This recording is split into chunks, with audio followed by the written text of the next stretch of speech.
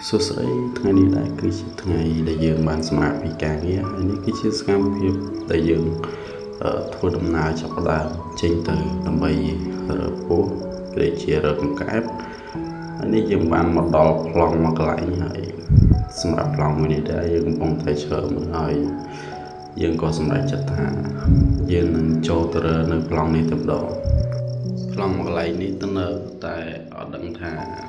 មានឬអត់ទេចាំមើលយើងចូលទៅដល់ទីតាំងជាក់ស្ដែងតើវាមានអត់ចឹងហើយថ្ងៃនេះដែរក្តៅខ្លាំងយើងមកពេលកន្លះថ្ងៃក្តៅខ្លាំងមកជុំមកស្លៀកពាក់ខោខ្លីអាវខ្លីដើម្បីទៅរើទៀតហើយចំពោះបងប្អូនដែរនិយមចូលចិត្តចេះអាចមើលលេងបានហើយថ្ងៃនេះដែរយើងទៅយើងមានសមាជិករបស់យើង3នាក់ហើយយើងទៅហែកផ្លូវគ្នាដើម្បីទៅរើចឹងហើយដែរជួបមានជាតបែកហើយនឹងសៅម៉ៅសម្រាប់ឆ្កាដែរគេទៅចោលហើយយើងជ្រើមកលុបផងហើយចំពោះប្លង់មកកន្លែងនេះដើរអត់សូវឃើញមានស្បូតអាស័យពេញវើប្រហែលជាយើងដូរប្លង់មកកន្លែងនេះចេញហើយយើងទៅប្លង់កន្លែងទៀតព្រោះយើងដើរលើស្ទុះធំណាស់វាបែបនេះជាអត់ឃើញមានអីចឹង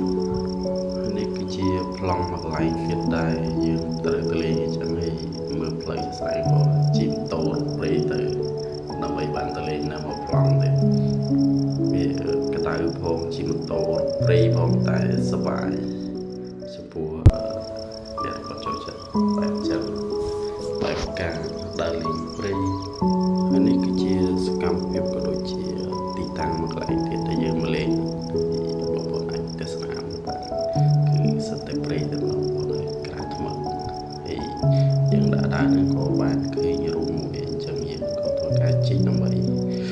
រើមើលតើវាមានអត់ចឹងស្រាប់តែជីកនឹងមានបានឃើញពូណាឃើញកែបវិញ